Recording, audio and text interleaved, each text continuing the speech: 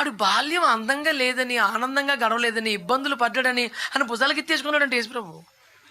ఇంక ఆడి బాధే ఆడి క్వాలిఫికేషన్. యేసు రక్తం వేయించి స్తోత్రం చెప్పండి. లేకపోతే బెన్యామీను ఆయన భుజముల మీదకి ఎక్కి రోగం ఆడాడు, ఊరంతా చూస్తున్నాడు ఆయన మీద కూర్చొని. ఏంటండి దర్జా దిగురా అంటే కూర్చొని, పాపం అడిగి చిన్నప్పటి నుంచి అన్ని బాధలే కూర్చొని. నువ్వు కేవలం బాధలు పట్టమే నీ క్వాలిఫికేషన్ పెంచేస్తే బాగా బాధలు పడ్డం లోకం ఏం చేసుకుని తక్కువ చూస్తుంది. ఆడు అడ్జస్ట్ అవ్వాలి, కూర్చోవాలి, వెయిట్ చేయాలి, మనం ఇచ్చే టీ కోసం వాడు పడిగాపులు పడాలి. ఇంత ఉంటుంది డిమాండ్ మన దగ్గర. యేసులో వాడికి బాధలు పడ్డాడనే స్పెషల్ గ్రేస్ అడిగి. ఇంత మంచి దేవుడు ఎక్కడ ఉంటాడండి బాబు?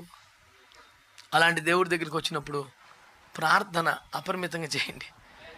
ఎంత పెద్ద విషయమైనా చేయండి, ఎంత ఎక్కువైనా అడగండి, మితిమీరి అడగండి, ఇబ్బంది ఏమీ లేదు.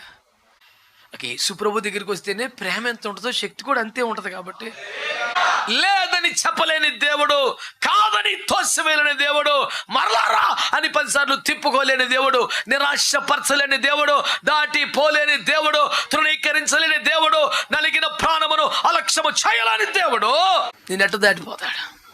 మనం ఏమని పడుతున్నాం? దేవుని దాటిపోని. అవునండి, అని దాటిపోవడం బొత్తిగా వెడగడే వాడిక